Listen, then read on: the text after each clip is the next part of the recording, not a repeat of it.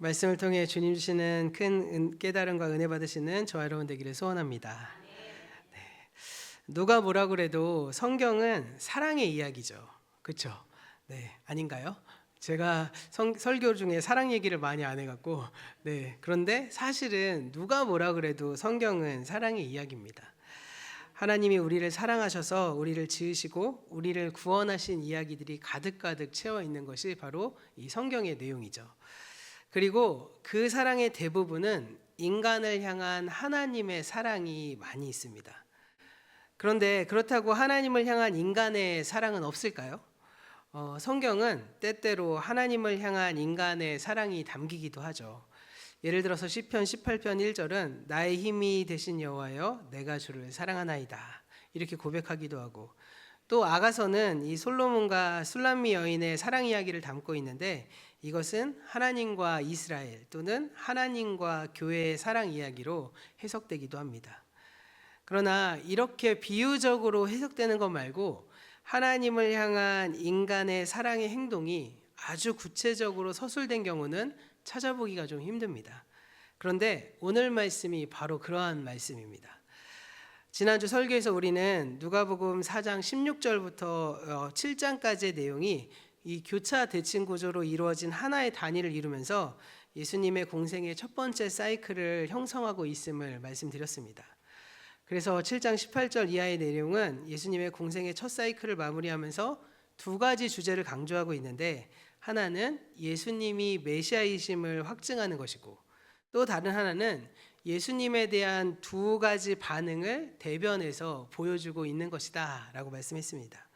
그 두 가지의 반응은 바로 세례 요한이라는 이 리트머스 시험지를 통해서 나타나는데, 7장 29절부터 30절 말씀에서 그 두 가지 반응이 무엇이냐, 한쪽에는 요한의 세례를 받음으로 하나님의 오르심을 드러나는 사람들이 있고, 하나는 요한의 세례를 거부함으로 인해서 하나님의 뜻을 물리치는 사람들이 있다고 말씀드렸습니다. 이 하나님의 뜻을 물리치는 사람들이 바로 바리새인을 비롯한 율법학자들, 종교 지도자들이라면, 하나님의 뜻을 받아들이고 요한의 세례를 받는 사람들이 바로 그 당시 죄인으로 대변되는 사람들, 혹은 더 나아가서 일반 대중들이 바로 요한의 세례를 받고 하나님께로 회복되고 있다라는 것을 보았습니다.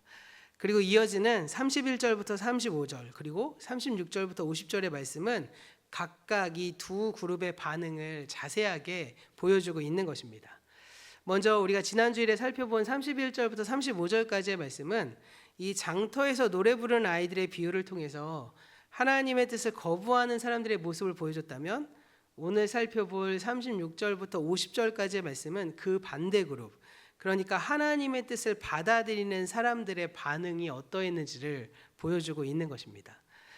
누가복음 5장부터 7장의 내용은 대부분 예수님께서 그 당시의 죄인, 그러니까 유대인들이 쳐놓은 율법의 울타리 밖에 있는 그 사람들을 예수님께서 구원해 주시고 그 울타리를 넘어서 하나님의 백성의 공동체로 회복시켜 주시는 그 하나님의 사역, 그 예수님의 사역을 보여주고 있는데, 그런데 자신을 조건 없이 인정하고 하나님의 백성으로 받아들여주는 그 죄인들에 대한 반응은 사실 성경에 기록되어 있지 않았습니다. 그간은. 그런데 오늘 말씀이 바로 그런 죄인 가운데 한 사람의 반응을 아주 자세하게 묘사해서 보여주고 있는 것이죠. 그런데 오늘 말씀을 자세히 읽어보시면요, 이 전후 관정이 분명히 있는데 아마도 생략되어 있구나라는 사실을 우리는 발견하게 됩니다. 47절에서요, 예수님은 바리새인 시몬에게 그의 많은 죄가 사여졌도다 이렇게 말씀합니다. 그러니까 이미 그녀가 용서받았다라고 말하죠. 이미 용서받았기 때문에 이 여인은 지금 이러한 행동을 하고 있다고 지금 설명하고 있는 겁니다. 그러면 구체적으로 이 여인이 어떠한 죄를 지었고 무엇을 어떻게 용서받았는지, 이것을 우리가 좀 알고 싶은데 이것이 성경에는 전혀 기록되어 있지 않습니다. 그러니까 이 일이 있기 전에 무슨 일이 있었던 것은 분명한 것 같은데 누가복음은 그 과정을 생략하고 있는 것이죠. 또 오늘의 말씀을 읽다 보면 이 사건 이후에 어떤 일이 일어났는지, 그러니까 예수님께서 이 바리새인 시몬에게 어떠한 반응과 행동을 기대하시면서 말씀하시는데 그 시몬이 예수님에 대해서 어떻게 반응했는지에 대한 기록도 없고요. 그리고 이 여인의 삶이 그 이후에 어떻게 바뀌어졌는지에 대해서도 말씀하고 있지 않습니다. 그런 점에서 오늘 우리가 이 말씀을 읽어보면서 중요하게 생각해야 될 포인트는 우리가 궁금해하는 것보다 오직 예수님의 은혜에 응답하는 이 여인의 행동과 그 행동의 의미를 설명하는 예수님의 말씀에 집중하셔야 된다는 거예요. 그러니까 우리는 도대체 이 여인이 무슨 죄를 저질렀길래, 그리고 이 여인이 이 뒤로 어떻게 바뀌었을까, 혹은 이 시몬이라는 바리새인들이 어떤 과정을 통해서 예수님의 말씀을 듣고 이 사람은 그 뒤에 어떻게 변했을까, 이게 참 궁금할 것 같은데 성경은 그것에 대한 기록이 하나도 없다는 거예요. 그리고 이 죄를 용서받은 여인이 어떠한 행동을 했고 그것을 예수님이 어떻게 설명하고 있는가가 바로 오늘 말씀의 아주 중요한 포인트라는 것이고요. 이 말씀을 통해서 우리는 예수님의 은혜에 우리는 어떻게 응답해야 하는가, 그 예수님의 은혜를 받았을 때 우리는 어떠한 과정을 거쳐야 되는지를 함께 생각해 볼 필요가 있다는 것입니다. 이런 이해를 가지고 오늘 말씀으로 이제 구체적으로 한번 들어가 보도록 할 텐데요. 우리 36절의 말씀, 우리 화면을 보시면서 함께 읽어 보도록 하겠습니다. 한 바리새인이 예수께 자기와 함께 잡수시기를 청하니 이에 바리새인의 집에 들어가 앉으셨을 때, 이 바리새파 사람 가운데 하나가 예수님을 식사로 초대했습니다. 예수님을 식사의 자리로 초대했다는 것은 이 사람이 예수님과 적대적인 관계에 있지 않다는 사실이겠죠. 오히려 어느 정도는 호의를 가지고 예수님에게 접근했다는 사실을 우리는 알 수 있을 것 같습니다. 심지어 이 사람은 40절에서 예수님을 선생님이라고 예의를 갖춰 부르기까지 합니다. 그렇다면 이 말씀은 우리가 지난주에 살펴본 말씀과 충돌하는 것처럼 보입니다. 왜냐하면 30절의 말씀에서는 이 바리새파 사람들은, 그리고 율법학자들은 하나님의 뜻을 거부했다라고 말하고 있기 때문입니다. 하지만 이 말씀은 모든 바리새인들이 100% 하나님의 뜻을 거부했다고 말하는 것은 아니겠죠. 이것은 요약문의 일종으로서 이제까지 무리지어서 등장하고 있는 이 바리새인과 율법학자들이 그랬다는 것입니다.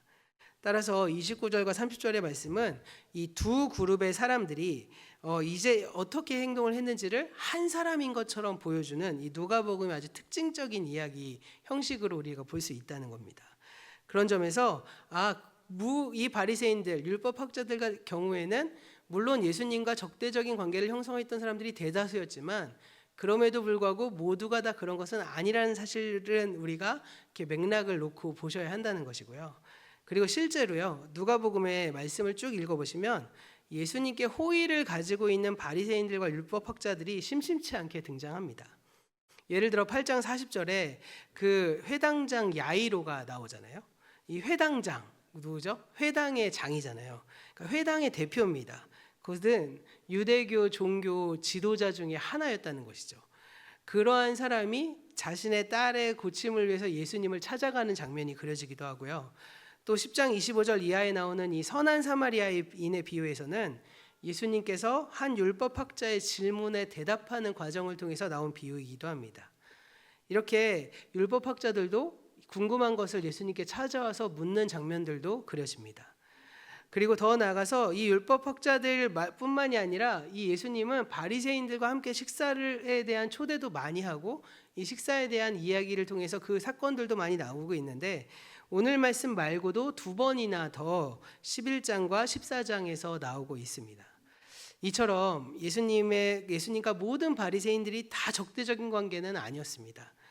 그런 점에서 예수님을 초대한 이 바리새인의 모습은 어떤 모습일까라고 했을 때 예수님을 완전히 거부하는 것도 아니지만 그렇다고 해서 완전히 받아들이지도 않은 어정쩡한 상태에 놓여 있는 그러한 사람의 어떤 대표적인 예로서 나타나고 있는 것입니다.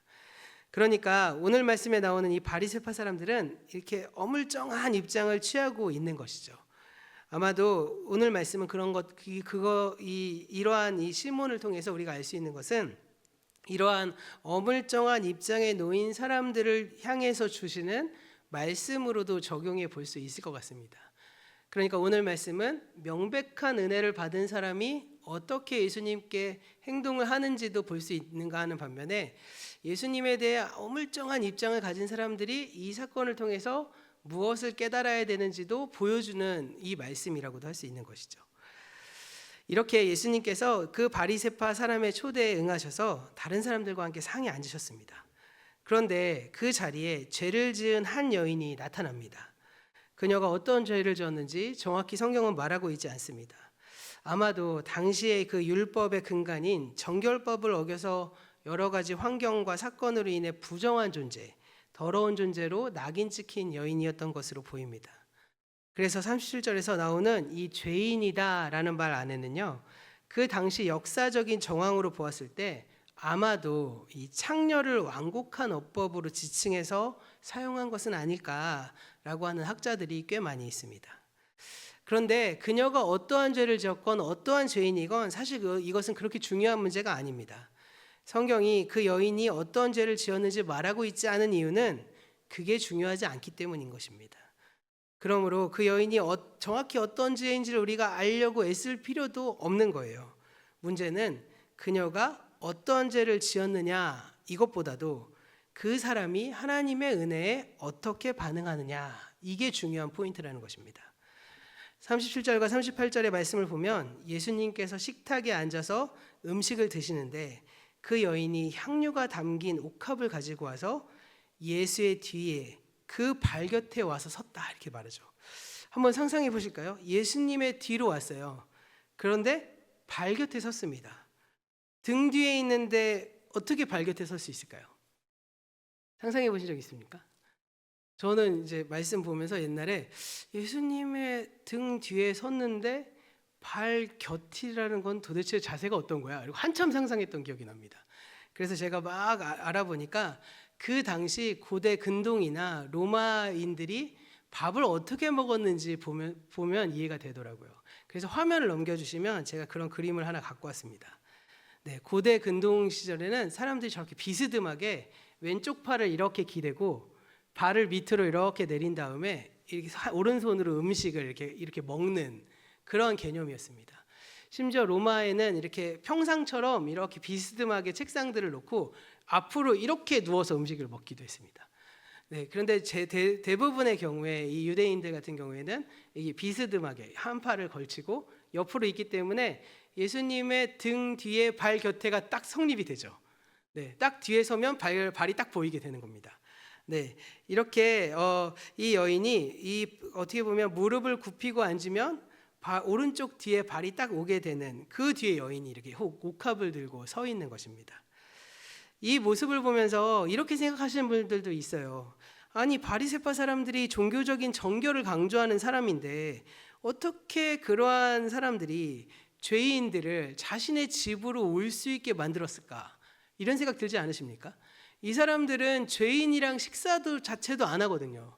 왜냐하면 율법에 의하면 죄인과 식사를 하는 그 순간 자기도 죄인이 돼요. 그리고 죄가 오염된다고, 전염된다고 생각한 것이거든요. 그렇기 때문에 이 정결법에 아주 그냥 어떻게 보면 그 목숨을 걸던 사람인데, 아니 그 식탁의 자리에 어떻게 죄 많은 여인이 올 수 있을까? 네, 아마도 그것은 우리나라의 옛날의 잔치가 그랬던 것처럼 당시의 만찬은 대문이 열린 채로 공개되어서 외부인들이 자연스럽게 접근할 수 있는 분위기였기 때문일 것입니다. 또 이 사람들이 식사와 대화에 집중하면서 막 이야기를 하고 토론을 하면서 막 이야기하는 가운데서 마치 제지할 수도 없고 미처 제지할 수도 없이 이 여인이 식사의 자리에 쑥 불쑥 나타난 것으로도 볼 수 있겠죠. 그런데 이 여인이 무엇을 가져왔다고요? 향유를 가지고 왔습니다. 향유는 언제 사용하는가요? 향유는 어디에 바르는 거죠? 머리에 바르는 겁니다. 머리에 바르는 게 향유예요.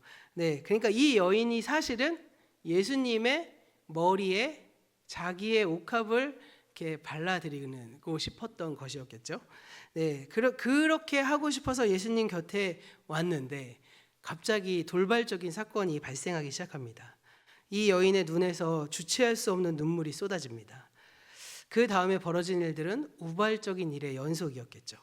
여인의 눈에 떨어진 그 눈물이 예수님의 발에 하나 두 방울씩 떨어지기 시작합니다.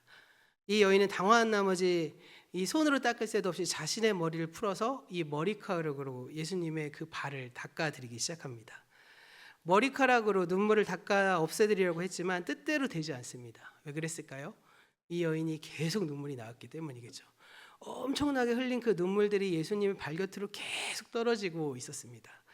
그래서 이 여인이 이 눈물을 닦으려는 시도를 그치게 되고 그 옥합을 깨뜨려서 머리에 발라드리려고 했던 그 옥합을 발에 발라드리고 머리털로 그 발을 닦아드리는 이러한 일들이 벌어지기 시작한 것입니다.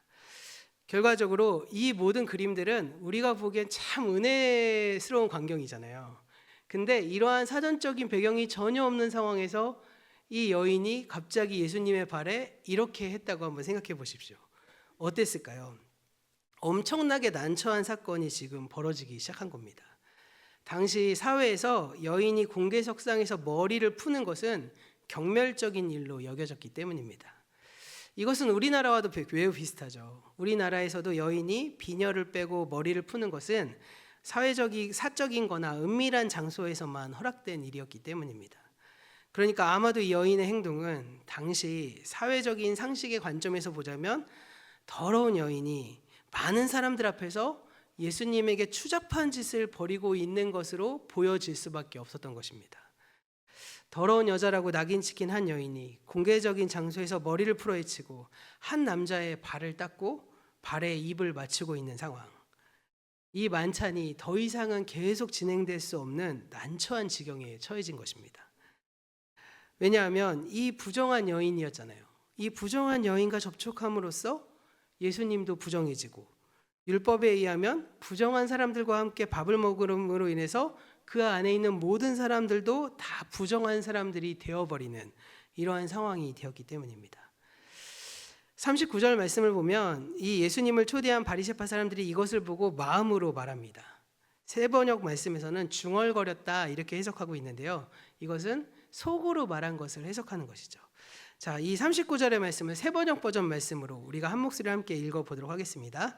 예수를 초대한 바리새파 사람이 이것을 보고 혼자 중얼거렸다.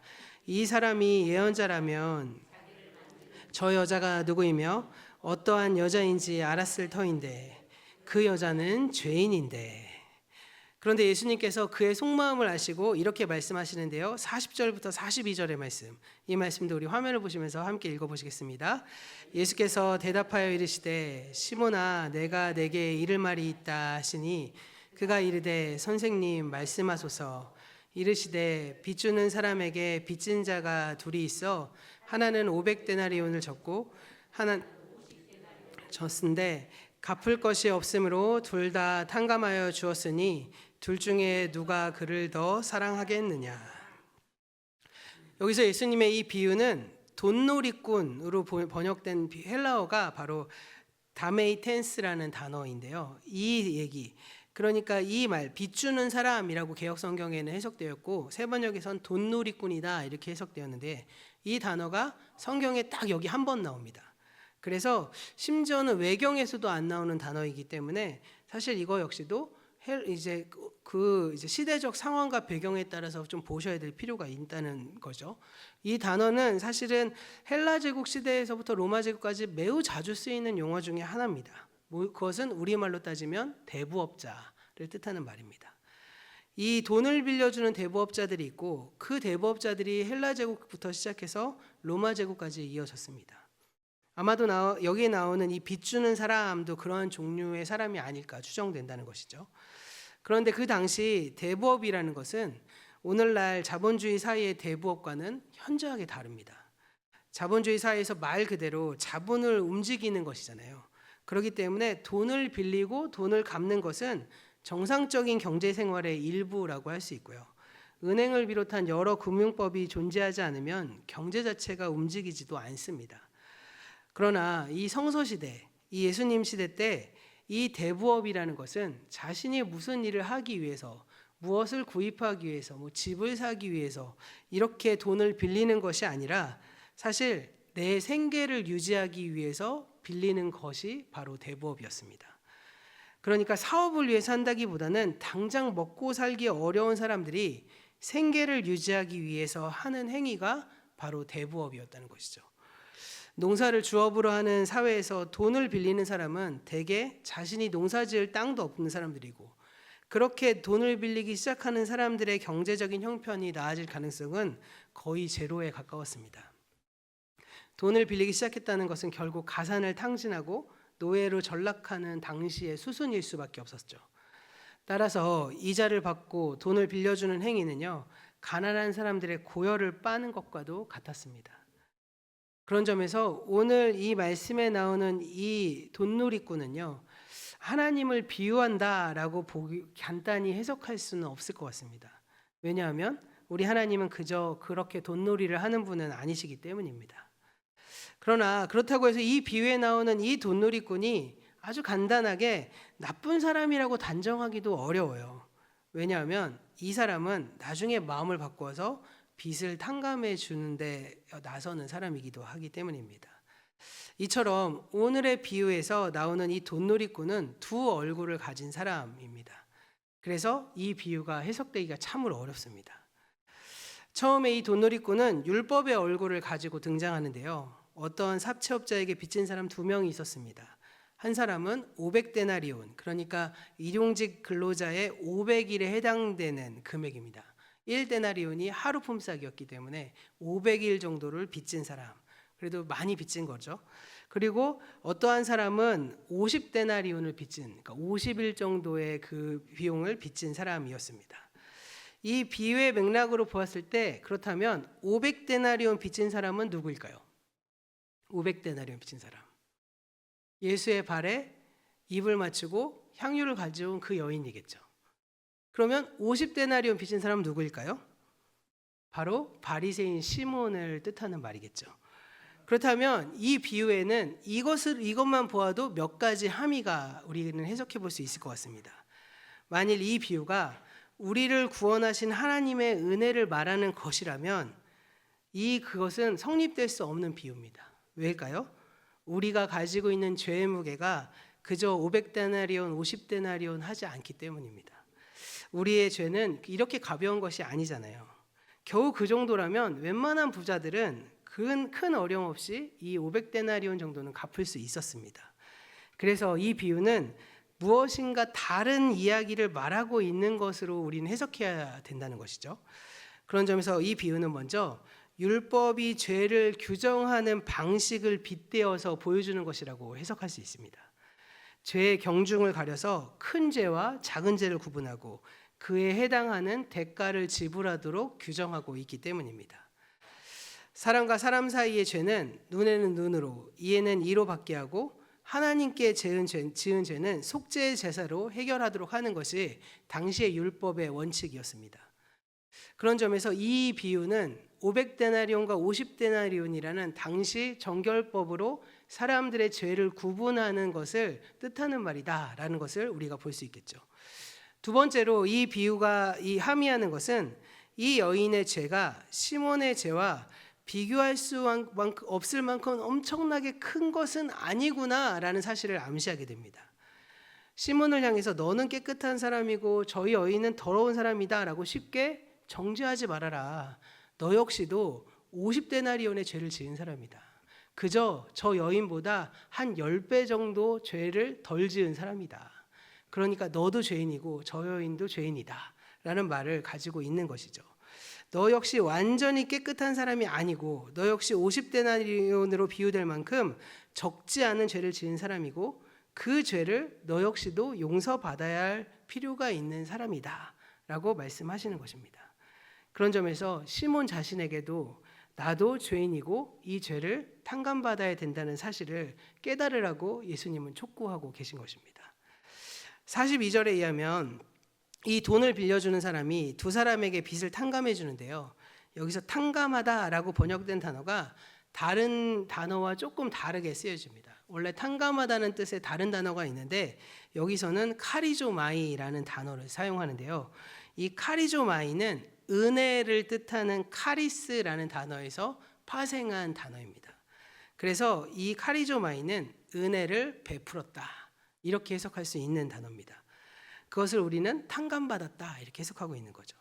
결국 이 바리새인 시몬과 이 여인 모두가 다 은혜를 받은 사람이라는 것입니다. 두 사람의 차이가 있다면 그 여인은 자신이 받은 은혜가 너무 크고 감사하고 감격스러워서 눈물로 예수님의 발을 적시고 있다면, 시몬은 자신이 탕감받은 50데나리온의 은혜조차도 인식하지 못하고 있다는 것입니다. 그런 점에서 우리는 이 두 사람의 반응을 잘 대조해서 말씀하시는 예수님의 말씀을 통해 우리의 삶을 좀 적용해 보실 필요가 있습니다. 우리 44절과 47절의 말씀, 이 말씀도 우리가 새 번역 버전으로 함께 말씀을 화면을 보시면서 읽어보려고 합니다. 44절과 47절 말씀 읽어보시겠습니다. 그런 다음에 그 여자에게로 돌아서서 시몬에게 말씀하셨다. 너는 이 여자를 보고 있는 거지? 내가 내 집에 들어왔을 때 너는 내게 발 씻을 물도 주지 않았다. 그러나 이 여자는 눈물로 내 말을 적시고 자기의 머리털로 닦았다. 너는 내게 입을 맞추지 않았으나 이 여자는 들어와서부터 줄곧 내 발에 입을 맞추었다. 너는 내 머리에 기름을 발라주지 않았으나 이 여자는 내 발에 향유를 발랐다. 그러므로 내가 내게 말한다. 이 여자는 그 많은 죄를 용서받았다. 그것은 그가 많이 사랑하였기 때문이다. 용서받는 것이 적은 사람은 적게 사랑한다. 네, 내가 내 집에 들어왔을 때 너는 발 씻을 물도 주지 않았다. 그러나 이 여자는 눈물로 내 발을 씻고 그 머리털로 내 발을 닦아주었다. 너는 내게 입을 맞추지도 않았다. 그러나 이 여자는 들어와서 줄곧 내 발에 입을 맞추었다. 너는 내 머리에 기름을 발라주지 않았으나 이 여자는 내 발에 향유를 발랐다. 이 말의 차이를 통해서 우리가 알 수 있는 건 무엇입니까? 이 여인 그리고 이 바리새인, 이 둘의 관계는 둘 다 예수님을 향한 호의를 가지고 있지만 예수님의 은혜에 감격하고 감사한 사람은 바로 여인이었다는 것이죠. 그저 이 바리새인은 저 선생님 참 말씀도 좋고 귀하신 분인 것 같다. 이분에게 내가 식사 대접을 해드리는 것은 내가 사회적 위치에 있지만 내가 이분에 대한 존경심을 표현하는 엄청난 행위일 거야, 혹은 스스로 착각하고 있었던 건 아니었겠습니까? 이러한 모습을 통해서 은혜, 그리고 그 은혜에 어떻게 반응해야 하는지를 우리는 생각해 볼 수 있을 것 같습니다. 이 말씀에서 재밌는 지점은 예수님께서 이 여인의 행위를 감사가 아닌 사랑이란 말로 정의하고 있다는 것입니다. 이게 정말 중요한 포인트예요. 42절을 보시면 빚을 탕감받은 사람 중에 누가 더 감사하겠느냐 이렇게 묻는 것이 정상인데 누가 더 사랑하겠느냐 이렇게 말합니다. 너무 이상하죠. 빚을 탕감받으면 감사해야 되는데 빚을 탕감받았는데 누가 더 사랑하겠느냐 이렇게 말씀하십니다. 이것은 예수님께서 의도를 가지고 하신 말씀이라는 것이죠. 또 47절 말씀에서 용서받은 자의 응답의 비밀을 역시 사랑으로 기술합니다. 그런데 47절 말씀에서 우리가 한 가지 오해할 만한 여지가 나타납니다. 이 여자는 그 많은 죄를 용서받았다. 그것은 그가 많이 사랑하였기 때문이다. 바로 이 대목입니다. 번역대로 하면 사랑하였기 때문에 용서받았다는 것으로 우리는 이해할 수 있다는 것입니다. 그런데 여기서 사용된 접속사는 그 접속사의 헬라어는요, 그 특성상 원인으로도 해석할 수 있지만 정반대의 경우로 결과로도 번역할 수 있는 용법입니다. 그래서 사실 헬라어가 되게 어려워요. 그래서 이 말씀이 원인이 될 수도 있지만 결과로도 해석될 수 있는 거예요. 그런 점에서 이 오늘 성경의 해석은 사실은 원인으로 해석한 거거든요. 근데 이것을 결론으로 해석하는 것이 더 마땅합니다.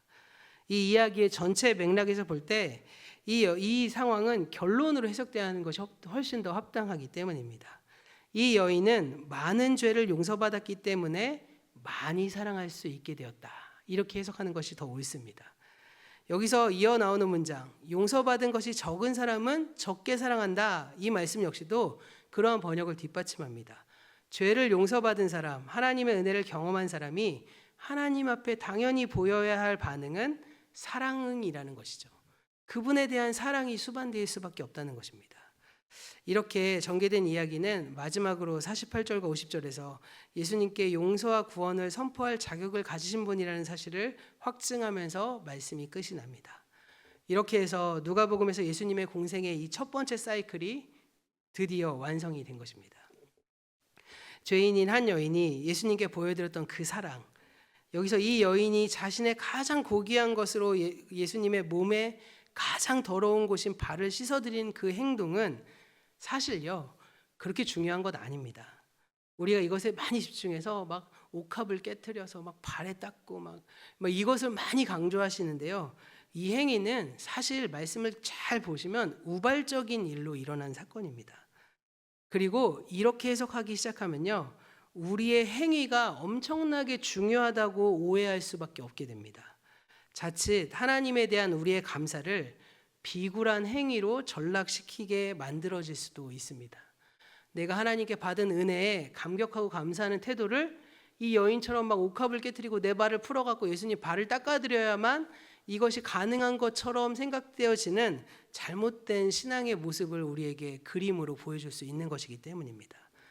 그래서 우리가 오늘 말씀을 통해서 더 중요한 건 이 여인의 행위보다도 이 여인이 하나님의 은혜로 말미암아서 버림받은 더러운 존재로부터 존중받은 인간의 본연의 모습으로 하나님께서, 우리 예수님께서 다시 돌아가게 만들어 주셨고, 그 용서와 은혜가 너무너무 감사하고 감격해서 흐르는 눈물을 주체하지 못해 예수님의 머리에 향유를 발라드리고 감사를 표현하고 싶었던 그 여인이 그 눈물을 주체하지 못해서 뜻하지 않게 발을 씻겨드리고 그 발에 향유를 부어드리게 되는 그 과정을 우리가 보아야 한다는 것입니다. 너무나도 감사하고 너무나도 사랑했기에 자신의 머리카락을 풀어서 예수의 발을 씻으면서도 자신은 더러운 줄 몰랐던 것이죠. 너무나도 사랑했기 때문에 사랑하는 사람의 몸이 더러운 줄 모르듯이, 너무나도 사랑했기에 사랑하는 자녀의 몸이 더러운 줄 모르는 부모와 같이 그녀에게는 아무것도 더럽지 않게 된 것입니다. 이것이 바로 예수님께서 그 여인의 행위를 사랑이라고 말씀하신 이유가 되는 것이죠. 결국 우리의 신앙생활이란 한마디로 우리를 구원하신 그 하나님의 은혜에 응답하는 삶입니다. 은혜를 은혜로 인식하고 그 은혜에 응답하는 것, 그것이 감사죠. 그리고 그 감사의 최고의 표현은 바로 사랑입니다. 오늘의 성경 본문의 이야기에서 이 한 여인이 보여준 그 사랑, 우리에게도 이러한 사랑이 있는지 한번 돌아보시기를 바랍니다. 하나님의 은혜가 절실히 필요한 존재로부터 나 자신을 인식하기 시작할 때 나의 나됨이 오직 하나님의 은혜로 깊이 인식하게 되고, 그 깊이 인식하게 됨을 통해서 내가 가진 모든 것이라도 주님께 드리고자 하는 감사의 마음이 생겨나고, 그 감사의 마음이 최선을 다해서 주님께 사랑으로 올려지게 되는 것, 이것이 바로 우리의 신앙생활의 모습이라는 것입니다. 이렇게 오직 하나님의 은혜를 은혜로 인식될 때 나의 나됨이 오직 하나님의 은혜가 아니고선 될 수 없다는 사실을 깊이 인식하게 될 때 우리 안에 이러한 감사와 사랑이 솟아오르게 될 것입니다. 그때 우리의 신앙생활은 의무감으로 하는 것이 아니라, 두려워서 하는 것이 아니라, 억지로 하는 것이 아니라, 혹은 구원받을 티켓 하나 끊으려고 나오는 것이 아니라 이 여인과 같이 끓어오르는 사랑의 표현이 될 수 있는 것이죠. 마지막으로 이 설교를 마무리하면서 저는 문학적이지 않지만 이혜인 수녀님의 시 한 편을 소개시켜드리고 오늘 설교를 마치려고 합니다. 이 이혜인 수녀님이 이 오늘의 말씀을 근거로 해서 이 시를 쓴 것으로 저는 느껴지거든요. 바로 사랑일기라는 제목의 시입니다. 제가 목소리가 별로 좋지 않지만 낭독해 드리겠습니다. 네, 화면을 보시면서 따라해 주시면 됩니다.